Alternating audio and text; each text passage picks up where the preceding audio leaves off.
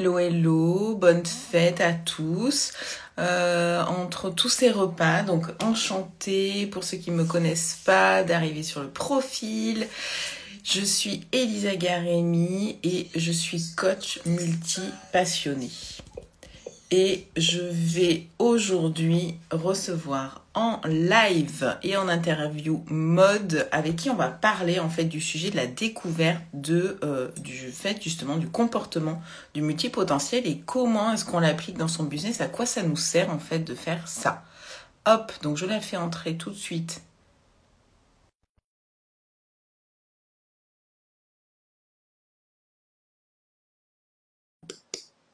Hop, nous sommes en direct sur plein d'autres plateformes pour parler de multipotentialité. Hello. Trop bien. Hello Maude.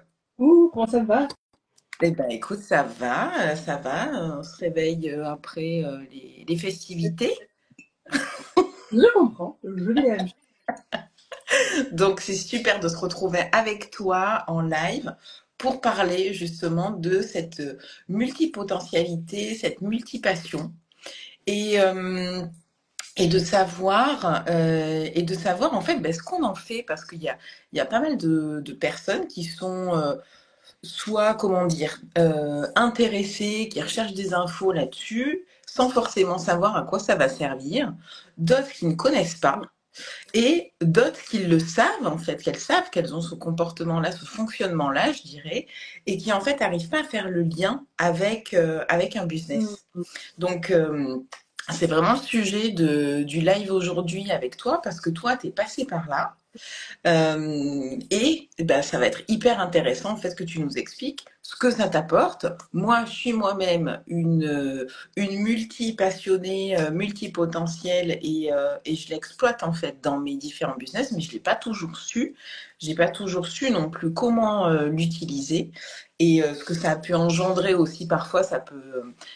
J'espère que cette interview en fait va lever un certain nombre de freins et répondre à des questions que vraiment vous vous posez. N'hésitez pas là en live d'intervenir. Et puis on commence bah, tout de suite avec ton expérience mode. Ok. Euh, pour ça, je vais peut-être revenir au salariat avant d'être entrepreneur, même si c'est quand je suis devenue entrepreneur que j'ai entendu parler de multipotentialité, multipassion, etc. Parce que quand j'étais salarié, absolument pas.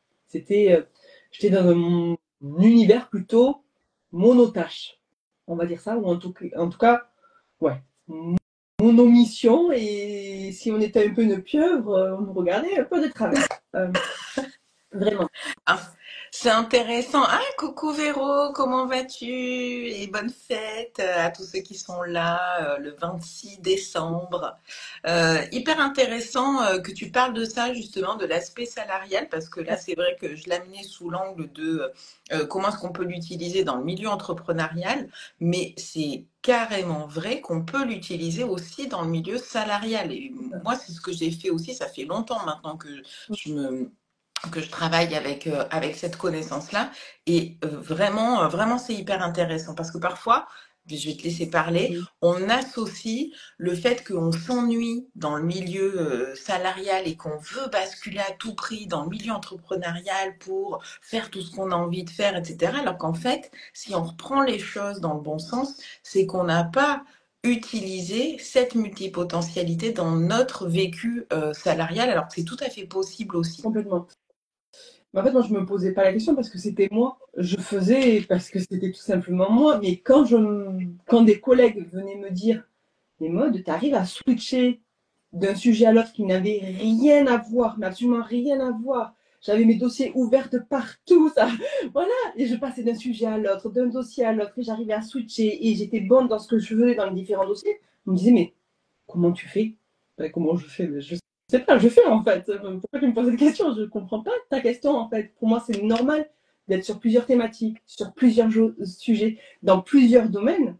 Et finalement, à la fin, on venait me chercher sur des choses dont je n'avais même pas ni les compétences, je pensais, ni l'expertise. Rien à voir. C'était pas à moi de porter ces dossiers-là, mais on venait me les donner parce que j'avais cette facilité, cette faculté de passer de l'un à l'autre et de faire les ponts entre. Tu vois? Et là, je me suis dit, en fait, tout le monde ne fonctionne pas comme ça. au vu des retours que j'avais de mes collègues, je me suis dit, ah, ok, tout le monde ne fonctionne pas comme ça. C'est déjà une première mise en lumière de quelque chose. Et pour eux, Oui, encore, oui. j'avais jamais entendu parler de multipotentialité ni multipassion. Mais moi, c'était ce qui me nourrissait profondément. Je ne pouvais pas être que sur un sujet, que sur une seule thématique. Je m'ennuyais en fait. Je m'ennuyais profondément. J'avais besoin de passer de l'un à l'autre, de switcher. Et vas-y, aujourd'hui on fait ça, mais dans 3 minutes on va faire autre chose. Et dans 5, peut-être encore autre chose. Et c'était OK pour moi. C'est ce qui me nourrissait et m'alimentait profondément. Et si j'essayais de me cantonner à, par exemple, une seule thématique par jour, ben, je ne pouvais pas. Je ne pouvais pas. C'était plus fort que moi, je ne pouvais pas. Donc, Ok, il y a un truc qui me différencie des autres, en tout cas des personnes qui sont autour de moi dans le salariat, et c'est aussi ce qu'on vient chercher chez moi. Donc c'était plutôt intéressant de porter cette prise de conscience-là et de mettre en lumière ça me concernant.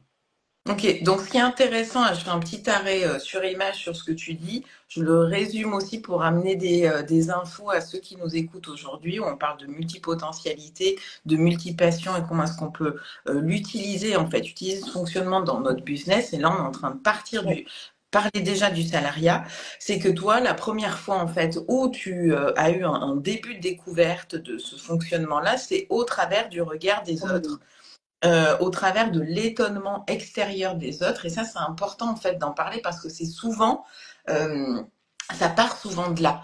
C'est-à-dire que quand on se questionne, moi j'ai pas mal de gens qui ou font le test, j'ai un quiz en direct, si vous voulez le faire, il est accessible en bio. Mais il y en a d'autres qui me disent, mais en fait, comment on sait, parce que moi, on me renvoie des choses bizarres et ça me parle pas forcément. Et en fait, il y a deux choses, moi, que je vous dirais. C'est déjà, bah, effectivement, par rapport au regard des autres qu'on vous renvoie, là, en l'occurrence, on renvoyait à mode le fait que bah, c'était bizarre quand même qu'elle passe d'un sujet à un autre comme ça, avec une certaine facilité. Il y en a qui vont vous renvoyer le fait que vous n'êtes pas stable, parce que vous semblez ne pas être concentré sur un seul sujet et qu'après, vous passez à autre chose et qu'en fait, on vous perd quand on parle avec vous. Donc ça, ce sont des choses qu'on vous renvoie aussi de façon plutôt négative. Et puis, il y a aussi un truc qui est tout bête, c'est-à-dire prenez là les 5-10 personnes avec lesquelles vous aimez bien parler, échanger, peut-être collaborer, etc. et allez observer comment est-ce qu'elles fonctionnent. Et franchement, 9 fois sur 10, quand je pose cette question, quand je fais faire cet exercice à ces personnes qui me posent des questions, elles me disent, ah ouais, c'est vrai, non, mais moi, je les vois, moi, je sais que je suis entourée de multipassionnés ou de multipotentiels. Je dis, bah, et toi? Ah non, non, non, mais moi, je le suis pas.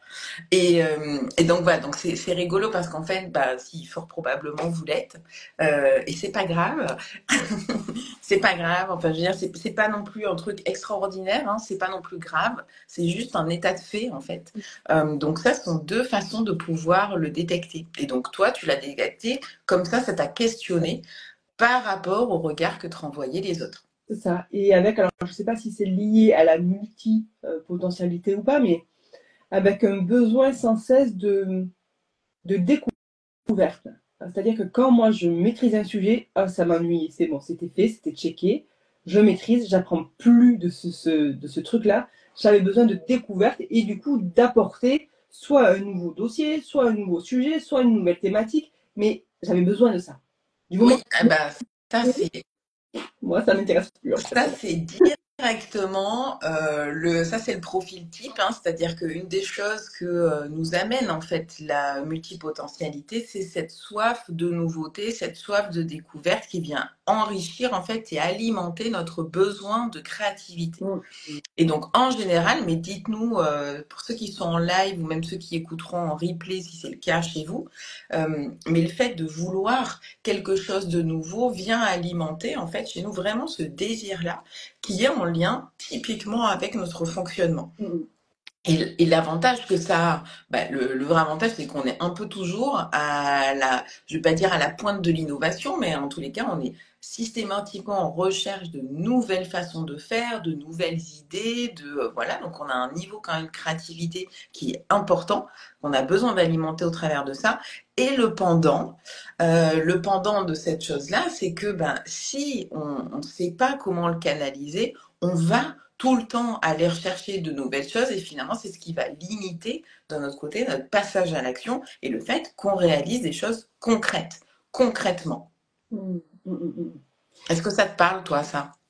Ouais, moi c'est vrai que je me sentais pas, en tout cas quand j'étais salariée, limitée pour développer de nouveaux sujets, de nouvelles thématiques que j'avais. On me faisait confiance en fait. On me disait, ben, ok, trouve le budget qu'il faut, tu te débrouilles, tu peux mener tes actions si tu as envie, parce que j'arrivais à toujours faire un lien avec les autres.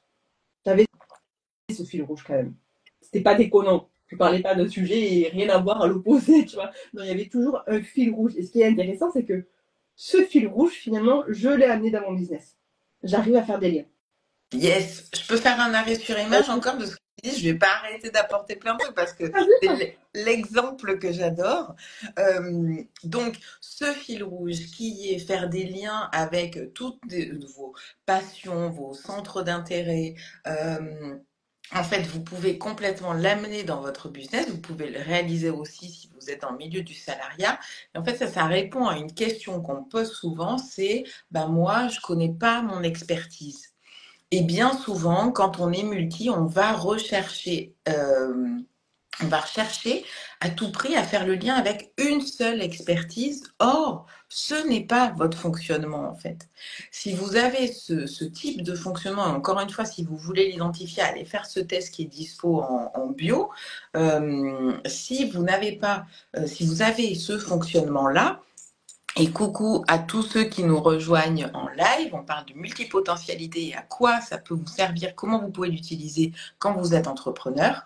Euh, donc en fait, arrêtez de chercher une expertise unique parce que vous n'êtes pas sur ce modèle-là. Vous êtes sur un autre modèle et ce modèle, c'est justement d'avoir une vision globale sur les choses, sur les projets, sur vos passions et vous pouvez les associer, vous pouvez créer en fait un système global qui tient compte, pour le coup, de votre multipotentialité ou de vos multipassions.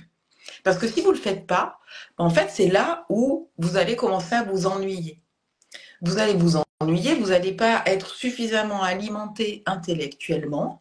Et c'est comme ça aussi qu'on commence quelque chose, qu'on le pousse un petit peu, puis qu'on l'arrête au bout d'un moment parce qu'il nous ennuie. On n'y retrouve pas forcément la même passion qu'au début. Et on se dit, bah écoutez, je vais tester autre chose, je vais utiliser, je vais créer quelque chose de nouveau. Et c'est souvent ce que je vais rencontrer parmi les personnes qui ont ce profil. Ouais, complètement. Mais c'est intéressant à un moment donné de s'arrêter et de prendre de la hauteur par rapport à tout ça. En se posant la question, ok, mais si je fais plusieurs choses, est-ce que c'est ok pour moi? Quelle que soit l'image que me renvoient les autres, est-ce que c'est ok pour moi? Est-ce que j'y trouve du sens? Parce que c'est ça la question aussi. Est-ce que j'y trouve du sens dans ce que je fais? Est-ce que ça me nourrit, moi, ça nourrit mon âme? À partir de là, du moment que c'est oui, ben on continue en fait. On ne se pose pas tant de questions. On le fait parce que c'est simplement nous, finalement. Tu vois? On n'a pas à tergiverser là-dessus. On n'a pas à prouver quoi que ce soit aux autres, juste à être qui nous sommes et à trouver effectivement un système qui nous convient. C'est ça. Trouver le système qui va fonctionner pour nous et qui va nous convenir. Est-ce que tu veux partager un peu un exemple, toi, de ton évolution, des changements que tu as pu connaître? Et puis je ferai pareil, j'expliquerai aussi certaines choses que j'ai remarquées chez moi dans mon business. Ouais, complètement. Alors, moi, j'ai débuté il y a presque 4 ans maintenant en tant que coach, et plutôt coach de vie. C'était là-dessus que je voulais vraiment euh, développer mon activité. Au fur et à mesure des expériences des clients que j'ai eus, je me suis dit, ah, mais il y a autre chose, il y a quelque chose qui te passionne, plusieurs choses qui me passionnent, notamment tout ce qui est pour moi, en tout cas, lié à l'énergétique, la spiritualité, etc. Et quand je suis entourée de personnes qui accompagnent ou qui sont thérapeutes, je me sens mais juste à ma place, en fait. Parce qu'on parle le même langage, ça va vite, on n'a pas besoin d'expliquer 150 000 fois, etc. C'est fluide, c'est tellement fluide, je me suis dit, mais il y a peut-être quelque chose là, en fait. Il y a peut-être quelque chose. Le coaching de vie, tu as débuté par ça, et c'est ok, ça, je le garde apport, de ce que ça m'a apporté, de ce que ça apporte aussi à mes clients, qu'on va chercher et creuser sur certains sujets. Mais finalement, de me dire, ok, mais ce qui me fait profondément vibrer, moi, c'est parler d'énergie, de spiritualité, etc. Même si on peut parler aussi des choses en dehors de ça, bien évidemment, de business, d'entrepreneuriat, etc. Je me dis, mais peut-être fais un package avec tout ça là. Mélange tous ces différents aspects et faisant quelque chose. Ça a commencé au début par créer une offre avec ma maman qui, elle, est médium. Donc, elle apportait plutôt le côté énergétique et moi le côté coaching un peu pur et dur, entre guillemets, si je peux dire ça comme ça. Donc, on a eu cette offre-là qui continue et qui est géniale. Et là, je me suis dit, mais va encore plus loin. Toi, mode, va encore plus loin dans tes accompagnements. Et ok, ma cliente cible, je sais où elle est maintenant. C'est une entrepreneur qui est soit accompagnante, soit thérapeute. Parce que c'est ça qui me passionne. Donc, tu vois, de petit à petit, de lier finalement tout ce qui fait que je suis moi au profit de mon business, mais c'est juste génial. Parce que je me sens alignée, à ma place, et les autres le sentent aussi. Oui, et ça veut dire donc, pour celles et ceux qui se posent la question, et coucou encore à ceux qui nous rejoignent, hola, hola, à ceux qui nous rejoignent la question. Donc, je vais le répéter pour que chaque nouvelle personne qui arrive sache de quoi on parle. On parle de multipotentialité dans son business et comment est-ce qu'on utilise en fait, à quoi ça sert de savoir qu'on est multi. Pour pouvoir adapter en fait notre business à notre fonctionnement. Donc c'est l'exemple, on prend l'exemple de mode aujourd'hui. Et donc dans ce que tu partages mode, ce qui est important aussi à noter, c'est le fait que tu chemines en fait. On a besoin de cheminer. Il y en a qui me contactent aussi en se disant avec cette espèce de stress et d'angoisse de je dois trouver ma vision. Si j'ai pas ma vision, si j'ai pas ma vision d'entrepreneur comme tout ce qu'on peut lire sur les réseaux, bah, c'est que je sais pas où je vais, je sais pas ce que je vais faire, je sais pas à quoi ça va me servir, etc. Et donc, je ne crée pas mon entreprise ou alors j'arrête là pour le coup, je mets en stand-by un petit peu mon entreprise parce que j'ai pas cette vision. Et donc, ils passent des heures à chercher cette vision. Non mais oh là, laissez tomber quoi la vision. En fait, l'idée c'est pas ça. C'est pas se mettre une pression. Si vous l'avez, tant mieux. Si vous l'avez pas, c'est pas ça qui va vous empêcher de continuer. L'idée, en fait, c'est de vous dire, ok, en fait, je pars, je démarre, ou je fais un switch, ou je fais un changement dans mon entreprise avec quelque chose qui actuellement me fait plaisir et me donne envie, en fait, où je sens que c'est vraiment quelque chose qui vibre pour moi, qui me fait du bien, que j'adore, un sujet sur lequel je pourrais en parler pendant des heures, et vous avez le droit d'en changer, en fait. Vous avez le droit de l'améliorer et de le changer. Et ça, c'est vraiment quelque chose que je veux qu'on vous partage aussi aujourd'hui comme message, parce qu'il y en a qui se mettent trop de pression, stop à la pression sur si je fais quelque chose, je vais faire la même chose pendant 10 ans. Complètement. Et je pense que c'est utile de le rappeler. On a le droit de changer de chemin à chaque moment, à chaque instant, du moment que c'est aligné à qui on est finalement. Oui, avec, j'ajouterai quand même un petit bémol, c'est pour ça que c'est important en fait que vous le sachiez avant ou que vous l'intégriez en cours de route, que vous alliez faire cette découverte-là et que vous alliez vraiment l'intégrer. C'est parce que plus vous avez conscientisé le fait que vous avez ce comportement-là, vous avez ce fonctionnement-là de multi, plus vous allez l'intégrer aussi dans l'évolution. Ah, merci Margot qui nous dit votre conversation est tellement passionnante avec plein de mini fire, tu sais, qui partent dans tous les sens et tout. Hier, on est le 26 décembre, on a mangé comme des petits depuis 2 jours et là on est à fond quoi. Et donc, ce que je disais, c'est que à partir du moment où on le sait, donc on fait cette démarche de le savoir en fait, on va créer en fait un business ou un fonctionnement de business qui peut s'adapter à ça. C'est-à-dire que quand je vous disais tout à l'heure, bah, vous avez le droit de changer, oui, vous avez le droit de changer, mais attention à la façon dont vous changez. C'est-à-dire que c'est là où on va retrouver en général les gens qui se plantent. qui se plantent et qui arrêtent et qui se démotivent, c'est-à-dire elles commencent quelque chose, puis là elles se disent ah ben non finalement c'est pas ça qui me plaît, c'est autre chose, elles arrêtent, elles passent à autre chose et en fait c'est sans fin. Et sans fin là elles vont se crever, elles vont finalement pas forcément avoir eu le temps de créer réellement quelque chose de concret et qui va même être le début ou un développement de chiffre d'affaires en fait sur l'activité, elles vont se dire que a priori ça fonctionne pas, elles arrêtent, elles repassent à quelque chose, à autre chose, etc. Donc c'est pas tout à fait ça quand même, hein, le système. Le système, c'est à partir du moment où je sais que je fonctionne comme ça, alors je réfléchis aussi à un business qui est suffisamment, qui me permet, qui m'autorise cette liberté et qui me permet de pouvoir passer d'une chose à une autre. Et dans ce que tu dis aussi, ça fait quand même, je te coupe, hein, mais ça fait écho à plusieurs choses. Quel est le fil rouge? Pour moi, en tout cas, me concernant, il y a toujours un fil. Il y a eu un fil rouge dans mon évolution. Et j'entends aussi la persévérance en business.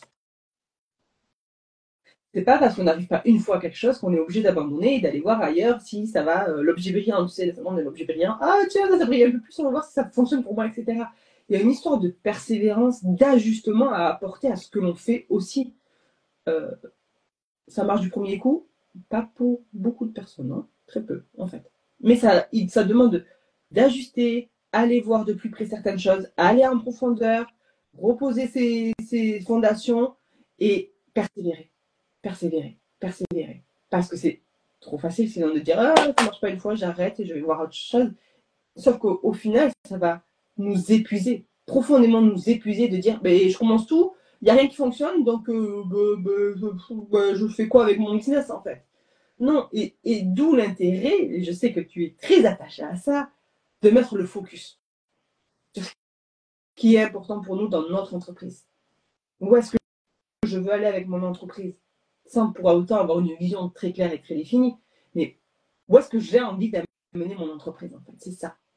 Et cette question-là, c'est bien parce que c'est des discussions qui soulèvent plein de sujets finalement. Oui, on en fera d'autres. On va se revoir sur d'autres interviews. Là, de toute façon, il y a toute une série d'interviews. On va parler de multipotentialités, multipassions dans le business, des tips à vous donner, voilà, vraiment des conseils et des expériences. Et donc, il va y en avoir d'autres. On va évidemment se revoir avec Maude parce qu'il y a plein de sujets qu'on peut aborder avec Maude. Et du coup, tu vois, c'est aussi, ouais, où est-ce que je veux amener mon entreprise? Qu'est-ce que j'ai envie que mon entreprise me permette en tant qu'individu de vivre? Mais ça, finalement, c'est pas tous les entrepreneurs qui se posent ce type de questions. Et pourtant, c'est là peut-être un des leviers à activer pour poser les bonnes actions en direction de ce que l'on veut vivre en tant que personne. Ouais, ouais.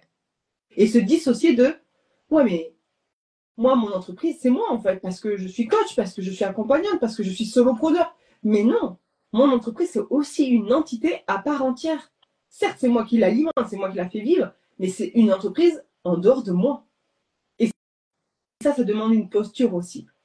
Et d'aller voir vraiment les vraies choses, les vrais sujets. Je sais que ça, tu aimes bien. Ok, j'ai le droit de faire une parenthèse. Bon, je vais pas tous les choisir parce qu'il y a plein de sujets encore où je pourrais encore ouvrir plein de parenthèses. Mais première parenthèse, moi, sur quelque chose que tu as dit, qui est le syndrome de l'objet brillant. Ça, c'est quelque chose qu'on peut aborder là avec vous aussi. Le syndrome de l'objet brillant, pour ceux qui ne savent pas, c'est quand on est happé en fait par la nouveauté. Et donc, d'un point de vue marketing, il y a beaucoup de personnes qui vont l'utiliser au niveau de leurs offres. Ça a été une grande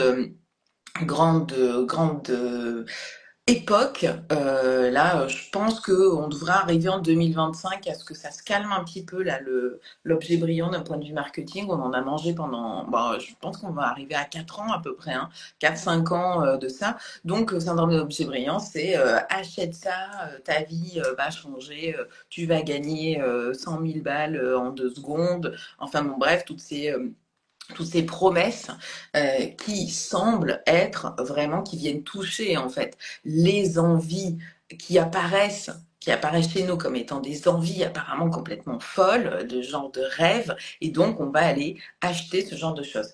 Et quand on est multi, quand justement on a cette tendance ou ce fonctionnement de multipotentiel ou de multipassionné, je vous l'ai dit au début, on est attiré par la nouveauté. On est attiré par les choses qui sont nouvelles et le fait de vouloir aller tester, découvrir de nouvelles choses. Et en fait, ça, ben, on est typiquement de super bonnes clientes pour ce type d'offre. C'est-à-dire qu'on est vraiment les bons pigeons pour ce type d'offre. Vraiment, clairement, je vous le partage. Le nombre de formations achetées et non commencées, par exemple. Voilà, donc ça pourrait faire encore une autre parenthèse. Donc, une des choses bah, que le fait de conscientiser, de connaître votre fonctionnement, à partir du moment où vous l'avez intégré, vous en avez connaissance, vous êtes aussi en capacité, à force de vous dire, ah, est-ce que ça c'est vraiment pour moi ou est-ce que je suis pas attirée par cette proposition par rapport à autre chose, quoi. Est-ce que réellement c'est ce qu'il me faut, c'est ce dont j'ai besoin aujourd'hui et est-ce que, voilà, est-ce que je suis pas en train de faire une connerie avant de cliquer sur le bouton? Donc d'ailleurs, un des trucs, c'est que si vous vous posez cette question, déjà, si vous commencez à vous poser cette question, ben moi je trouve que c'est super parce que vous êtes en train de conscientiser vos achats, donc ça c'est bien. Et ensuite, vous avez aussi la possibilité de pouvoir aller questionner la personne qui vend ce type de produit, d'aller questionner des gens qui l'ont déjà acheté. Bref, vous pouvez faire vos recherches aussi avant de tout de suite cliquer parce qu'il faut à tout prix cliquer tout de suite. Voilà. Ça, c'est la parenthèse que je referme. Autre chose dans ce que tu as dit, ben là, par exemple, tiens, si on parle des formations. Donc, je vous disais, on a cette soif pour la connaissance sans cesse, perpétuelle. L'idée, encore une fois, c'est à partir du moment où on est entrepreneur, ben, c'est de se dire comment est-ce que vous allez pouvoir la canaliser, en fait, cette connaissance. Moi, j'ai rencontré beaucoup de personnes et j'interagis et j'échange beaucoup en message. Là, si vous voulez qu'on échange en MP après sur Insta ou ailleurs, hein, je suis sur d'autres plateformes. Franchement, venez.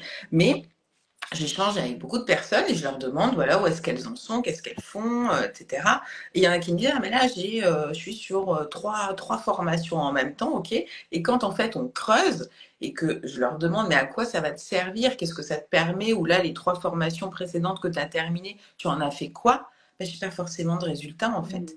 J'ai pas forcément de choses qui sont concrètes. J'ai des gens qui ont du mal à me dire en quoi concrètement ces formations-là leur ont apporté dans leur business, alors qu'à la base, elles les ont achetées pour leur business, quoi, pour développer leur entreprise. Donc, il y a un truc tout bête que je vous propose de faire. Moi que j'ai fait, je me suis amusée à faire cet exercice et je vais vous-même vous partager le truc complètement dingue qui m'est arrivé. Donc j'ai, il y a peut-être 3 ans de ça, commencé à me faire un récap de toutes les formations hein, sur mon Notion, de toutes les formations que j'ai achetées, tous les accompagnements, etc. Puis parce que bah, j'avais envie, si j'ai besoin de travailler sur quelque chose, je vais d'abord aller voir quels sont les investissements que j'ai faits et si je ne peux pas trouver des ressources dans ces investissements plutôt que d'investir encore dans d'autres sujets. Donc j'ai mon recueil de formations. Voilà, quand j'ai commencé à taper et à retrouver toutes les formations que j'avais, je me suis dit waouh, c'est le Walt Disney, c'est Euro Disney des formations, quoi. C'est dingue.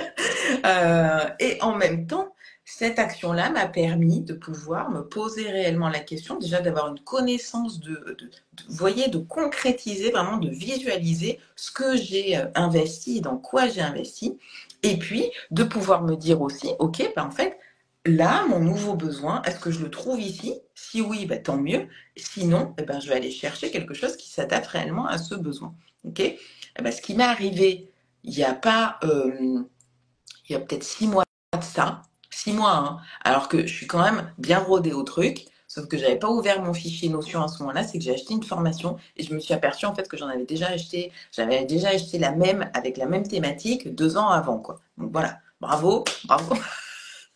Comme quoi, ça arrive à tout le monde. Donc, on culpabilise pas, mais en tous les cas, ça va vous aider. Enfin, en tout cas, ça m'a plus évité d'acheter, de faire ce genre d'erreur que de faire, ben voilà, cette erreur que j'ai faite à un moment. Donc ça, c'est vraiment un truc hyper précieux que je peux vous proposer, c'est de vraiment aller centraliser tous vos investissements vos accompagnements, etc. Et puis aussi d'aller voir ce que ça vous a apporté concrètement dans votre business. Alors, je ne sais pas vous, mais moi, qui adore le développement perso, hein, et je crois beaucoup, évidemment, beaucoup de personnes qui font du développement perso, à un moment donné, le développement perso, il faut aussi comprendre que ça sert à son propre développement. Donc ça, on se régale avec ça parce qu'on apprend encore de nouvelles choses, sauf que les personnes qui achètent des formations de développement perso en pensant que ça va être utile à leur business se plantent. De mon point de vue, elles se plantent. Il n'y a pas la bonne intention et le bon objectif qui est associé à cette formation. Le développement perso, c'est pas ça qui va vous permettre d'apprendre à vendre, de développer vos offres, de structurer votre business, de clarifier vos objectifs, etc., etc. Enfin bref, tout ce qu'on peut faire pour développer son business, c'est pas ça. C'est vraiment pas ça. Le développement perso, c'est autre chose. C'est se développer soi, c'est en apprendre sur nous pour pouvoir après accompagner nos clients si éventuellement on est dans l'accompagnement, parce qu'on peut aussi faire du dev perso sans forcément accompagner, hein, on est d'accord, Maude? Enfin, je partage ce point de vue. Heureusement, j'ai envie de te dire, heureusement que ceux qui font du dev perso ne sont pas uniquement des accompagnants. Voilà, Heureusement. voilà. Donc on peut en avoir besoin ou avoir envie de découvrir cet aspect-là pour nous et puis éventuellement pour ce qu'on va mettre en place par la suite.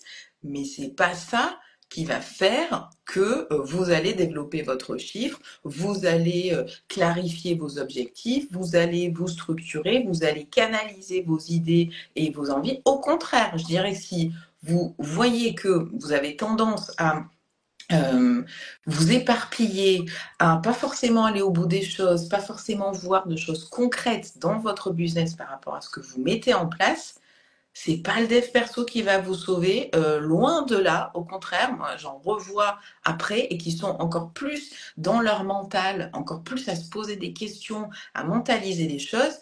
Et c'est la difficulté, c'est-à-dire que quand on reste dans son mental qu'on adore tant, quand on est multi, ben en fait on a du mal à redescendre, quoi. C'est un petit peu comme si on restait bloqué dans l'ascenseur, on est au 50e étage, et en fait, à un moment, faut revenir en fait à la base. Faut revenir au sol, faut revenir au rez-de-chaussée en se disant, est-ce que mes fondations business, elles sont posées? Est-ce que je sais où je vais? Est-ce que je sais pourquoi j'y vais? Est-ce que je sais quels sont mes objectifs? Est-ce que je sais vendre? Est-ce que je sais communiquer? Est-ce que je connais mes clients? Est-ce que, bref, il y a plein de choses. Plein de choses. Et c'est pas le dev perso qui va vous apporter ça. Donc, j'ai rien contre les formations en dev perso, mais je vois tellement de gens qui me disent qu'ils achètent des formations en dev perso pour développer leur business et qu'après coup, ils me disent, ah ben j'ai acheté 3 formations de dev perso et je suis toujours pas là où j'ai envie d'être. Ben, c'est parce que c'est pas les bons trucs, quoi. C'est pas ça, en fait. Ouais, et au-delà de ça aussi, il y a une question d'implémentation. On peut acheter toutes les formations que l'on veut, que ce soit du dev perso, du business, etc. Mais si on fait que suivre des modules et qu'on n'en fait rien, ça va rien changer dans nos vies. Yes! Merci d'avoir ouvert cette voie-là. Ah bon, pour le dev perso, ah, j'ai une formation là-dessus et tout, pour aller mieux dans ma vie. Ok, t'as implémenté complètement? Ben non, j'ai écouté. Ouais, mais continue d'écouter en fait, mais dans 10 ans, tu seras au même point. Si Mm. tu n'apportes pas les actions nécessaires à ton changement, tu seras au même point. Et ça vaut aussi pour les business. Et c'est là où on voit encore plus les résultats. Ouais. On a toutes les formations, mais si on n'en fait rien, ben, à part dire quoi? Ah, j'ai suivi une formation, un peu jouer avec son ego, le nourrir de temps en temps, etc. Mais ça sert à rien en fait. Implémentez ce que vous entendez, implémentez ce que vous apprenez, testez sans cesse. Sans ça, on fait les résultats, on fait les comptes dans un an, ce sera la même chose. Ce sera la même chose. Par contre, lorsque l'on décide d'acheter une formation pour en retirer un certain nombre de choses, pour les tester, les ajuster, les implémenter dans notre business, là, on voit des résultats. Forcément qu'on verra des résultats. Mais ça demande effectivement de faire ce job-là. Et c'est pas le plus plaisant. Parfois, mettre les mains dans le cambouis, c'est pas tout le temps le plus plaisant. C'est bien de rester dans son mental, oui, mais tu vois. Non, et se faire plaisir, ça va 3 secondes. On revient au concret et à l'action. À l'action. Passons à l'action. Je me mets aussi dedans. Voilà, il n'y a pas 150 000 chemins à un moment donné. Faut y aller. Yes. Faut juste. passer à l'action. Et ça, merci d'avoir d'avoir partagé ce message-là, parce que c'est aussi quelque chose, c'est fondamental en fait, le passage à l'action. Sans le passage à l'action, vous n'allez pas vous planter, et il y en a beaucoup qui ont peur de se planter. Or, franchement, on en revient, hein. Quand on s'est planté une fois, deux fois, vous savez, c'est comme quand on tombe, c'est comme Ah, quand on tombe, on se relève tout le temps en fait, on se rend compte que bah non, c'est normal, ça fait partie du processus. Qui ne s'est jamais planté? Mais en fait, cherchez, vous n'allez pas en trouver, quoi. Vous n'allez pas en trouver. Donc c'est en testant bah, qu'à un moment donné, vous allez tomber, puis vous allez vous relever, puis à un moment, vous allez voir que vous allez rester debout plus longtemps que prévu. Et puis, hop, il va se passer un truc. Bah, peut-être que là, vous allez broncher.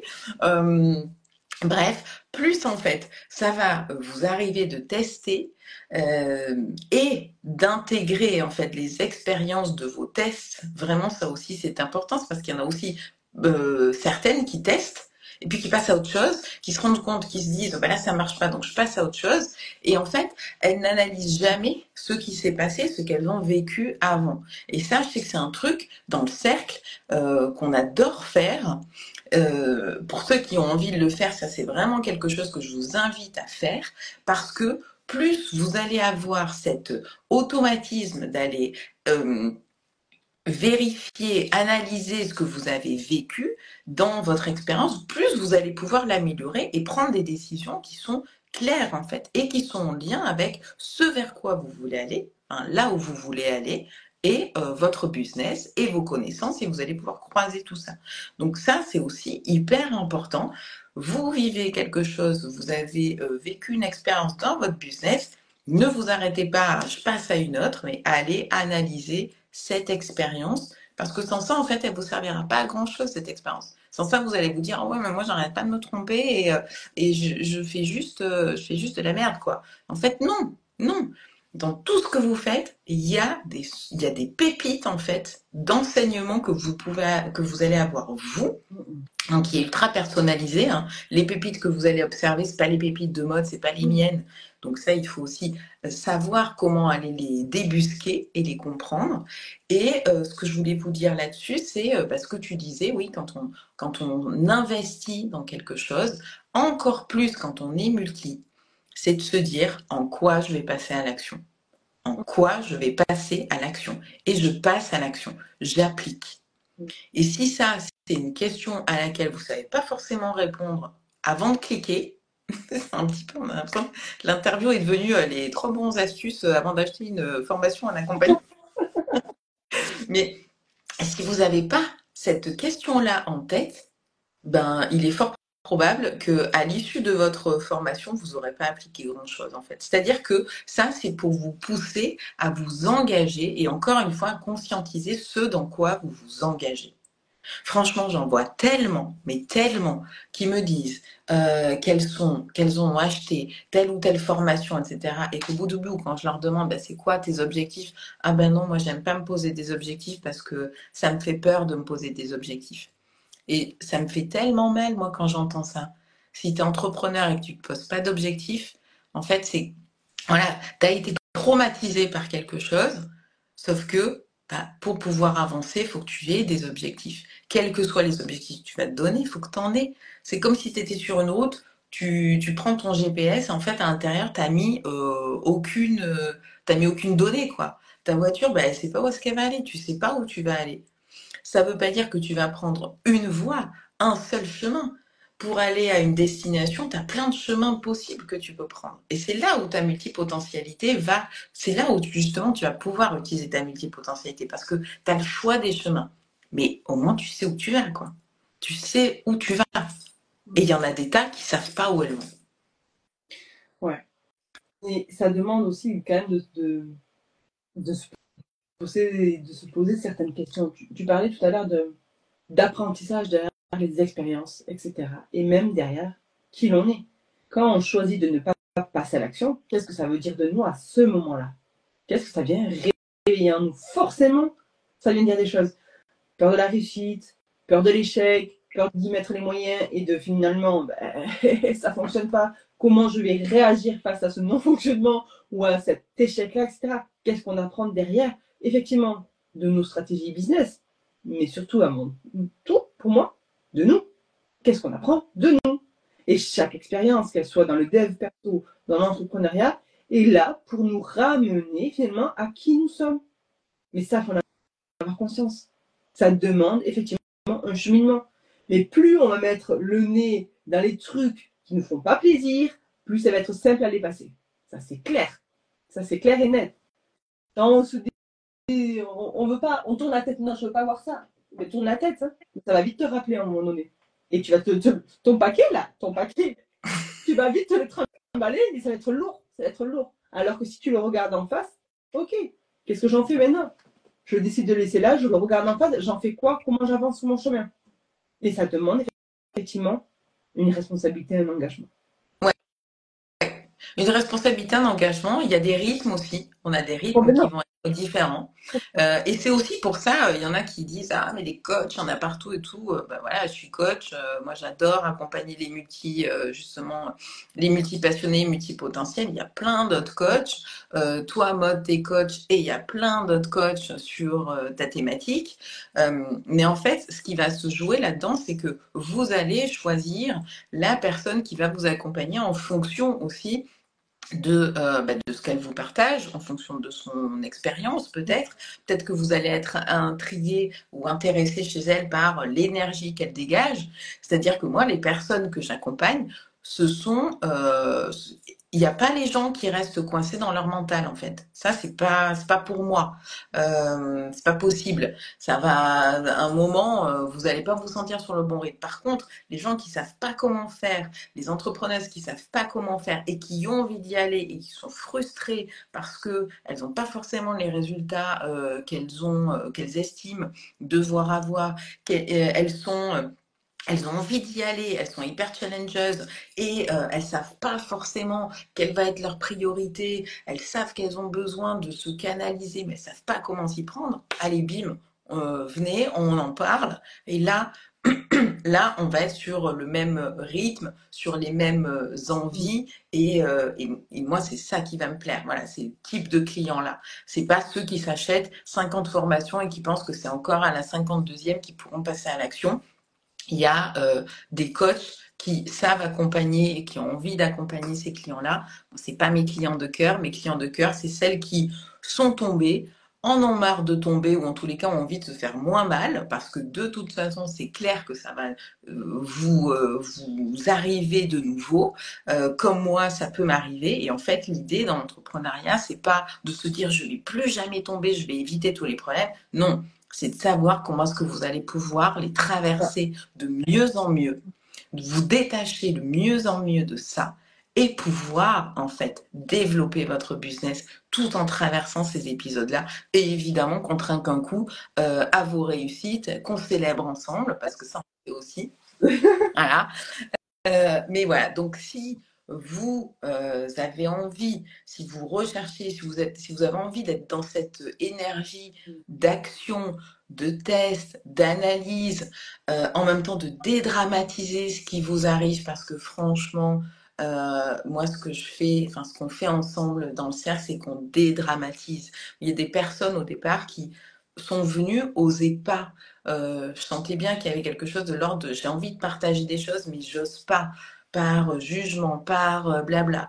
Mais en fait, l'ambiance, elle est tellement faite et créée par les membres eux-mêmes, que ce soit bienveillant, qu'on soit dans l'écoute, et en même temps, c'est comme si en même temps, à chaque fois, on y va pour passer le niveau du dessus. C'est-à-dire qu'on reste pas avec les trucs qu'on n'a pas envie de partager, non. Vous allez être accompagné pour justement avoir cette envie-là, vous débarrasser de toutes les craintes que vous avez, les poser, les partager et on avance avec ça en fait. Et vous allez passer à l'action. Au fur et à mesure que vous allez dédramatiser votre regard sur les choses que vous n'aviez pas envie de voir ou vous ne saviez pas forcément comment les regarder d'une autre façon. Et puis, bah, bien sûr, on se marre, quoi, parce qu'il n'y a pas de quoi dramatiser notre vie d'entrepreneur, bon sang. Et dans ce que tu dis, tu parlais de cycle tout à l'heure et je vais rebondir juste là-dessus. On parle beaucoup d'action, forcément on est des femmes d'action, mais c'est aussi ok d'être dans de l'introspection du moment que l'on choisit à un moment donné d'en sortir. Ok, j'ai fait assez d'introspection, donc j'arrête je passe à l'action. C'est aussi OK de faire des moments d'introspection, c'est nécessaire. Maintenant, c'est est-ce que je reste dans cette énergie-là ou est-ce que j'en fais quelque chose de positif pour justement me remettre en mouvement. Et c'est OK. C'est juste OK. Nous, on a choisi de s'introspecter, mais aussi de passer à l'action. On fait les deux. On fait les deux. C'est Sur ça, c'est ça. Il y a des moments où parfois, il y a des membres, ils vont pas forcément partager, etc. Et c'est tout à fait OK. C'est tout à fait OK parce qu'en fait, je le connais, ce fonctionnement. Je sais qu'on a ces besoins-là et qui sont, comme tu le dis, hyper importants. Et c'est tout à fait OK. Mais je sais aussi, comme ce que tu partages, Maud, qu'il y a un moment où on peut avoir ce risque de rester bloqué justement dans ce mental, dans ces questions, être en repli, être en recul et avoir de plus en plus de difficultés à revenir. C'est comme si on revenait dans le monde concret, tu sais. Et l'intérêt et la nécessité, pour moi, mais après chacun y voit midi à sa porte, mais d'avoir des garde-fous. Les garde-fous, ça peut être des proches, ça peut être d'autres amis entrepreneurs, ça peut être des communautés dans lesquelles on fait partie, etc. D'avoir des garde-fous. Eh oh, ton inspection, t'en es où là? C'est fini ou tu reviens avec nous ou pas en fait? Tu vois, et ça, c'est pour moi ultra important.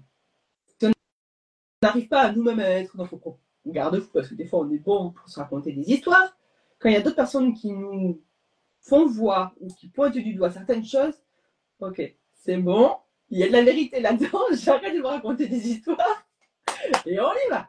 Et on y va. L'intérêt d'être bien entouré, encore une fois, finalement, que ce soit dans sa vie perso et dans son business, finalement. Parce que c'est important. Et c'est important d'avoir aussi des gens qui, autour de nous, connaissent ces différents cycles de l'entrepreneuriat. Certains qui ne sont pas entrepreneurs, ils ne comprennent pas du tout. Ils sont à 10 000 lieues de savoir ce qui peut se passer en nous, chez nous, dans notre business. Ils ne comprennent pas. Et c'est OK, on leur en veut pas. Ils ne sont pas entrepreneurs. Ils ne peuvent pas tous comprendre. Il y en a qui comprennent aussi. Je ne dis pas que tout le monde ne comprend pas s'ils sont salariés, mais ayez des personnes qui finalement vous portent autour de vous. Que ce soit dans la vie perso, mais aussi dans l'entrepreneuriat. C'est ultra important d'être bien entouré. Moi, je le dis, je le redis 100 fois. Sachez qui vous entoure et choisissez les personnes qui vous entourent. Et encore plus quand on est chef d'entreprise. Bon, ma belle Maude, on avait dit une demi-heure max, on est à 46 minutes. Je sens qu'on pourrait discuter encore une heure et demie, mais heureusement, Maude, elle a un rendez-vous, donc ça nous sauve parce que voilà. Mais on va se revoir avec Maude, on va vous repartager d'autres sujets parce qu'il y en a plein vraiment sur la multipotentialité appliquée à l'entrepreneuriat, mais si vous écoutez le début, on parle aussi du salariat. Franchement, ça existe aussi dans le salariat. Et ce serait très intéressant d'ailleurs qu'on en parle, qu'on prenne un peu plus de temps là-dessus pour éviter aussi les erreurs de je fais le choix d'être entrepreneur parce que je m'ennuie dans le salariat. Non, tu peux aussi avoir d'autres possibilités de pouvoir t'éclater dans le milieu du salariat. J'espère que ça vous a plu. Coucou à tous ceux qui nous rejoignent. Cette interview se termine. Vous pouvez l'écouter en replay, mettre des commentaires, nous écrire, m'envoyer des MP si vous avez des questions, s'il y a des choses là qui vous ont fait réfléchir, n'hésitez pas, vous pouvez m'écrire en MP. Et pour ceux qui veulent se faire le test justement de savoir s'ils sont multi, pas multi, etc., dans ma bio en lien, vous avez des liens, vous avez un quiz pour savoir justement rapidement si vous avez une tendance multi ou pas. Un autre quiz que j'ai créé et que j'adore qui va vous aider à identifier votre priorité business actuelle. Donc c'est quelque chose que vous pouvez refaire et ça c'est valable pour justement les multis. Et franchement, je connais ça, qui à un moment se disent putain, c'est quoi ma priorité quoi. Attendez, là les gars, je suis sur plein de trucs. Il m'arrive plein de trucs, mais c'est quoi en fait ma priorité? Et c'est souvent ce qui va vous perdre quand justement vous avez cet éparpillement qu'on connaît, qui est naturel, mais comment est-ce qu'on fait pour le canaliser? Vous avez ce quiz, connaître votre priorité business du moment pour pouvoir débloquer votre business. Ça, c'est en bio aussi. Et puis ensuite, pour ceux qui sont intéressés par le cercle, vous pouvez m'envoyer un message et on échange là-dessus pour que vous puissiez candidater si ça vous intéresse de rejoindre un mastermind pour des multipotentiels, des multipassionnés. Voilà. Maude, je te remercie beaucoup. Ton actu, Maude. Mon actu. Il y a plein de choses, Elisa, il y a plein de choses. La priorité. Non, j'ouvre là en janvier, je rouvre des places en coaching one-on-one pour des entrepreneurs profils thérapeutes et accompagnants pour justement déployer leur activité et leur posture de chef d'entreprise parce que je sais que c'est parfois très compliqué quand on est thérapeute de se dire qu'on a aussi une entreprise à faire tourner. Yeah. Voilà. Le leadership, un sujet que j'adore aussi. Bon, et bien écoutez, merci beaucoup d'avoir été en live à ceux qui sont en live aujourd'hui. Coucou à ceux qui vont nous regarder en 2028 en replay. Euh, et Toujours puis, plus jamais moins. je vous embrasse très fort. Je vous souhaite encore de passer de très belles fêtes. On est encore dans les fêtes, hein. Et puis voilà, moi, d'un petit mot de la fin. Très belle journée, belle fête. Et juste, regarde mon message de mon Yogiti, tu sais, mon petit thé là. Reconnaissez-vous et de belles choses se produiront. C'est beau. Tout est dans le yogi. Voilà. Un peu de sagesse à travers son thé, c'est merveilleux. Non, merci pour l'invitation, Lisa. Très belle fête à tout le monde et à très À bientôt. très bientôt. Ciao.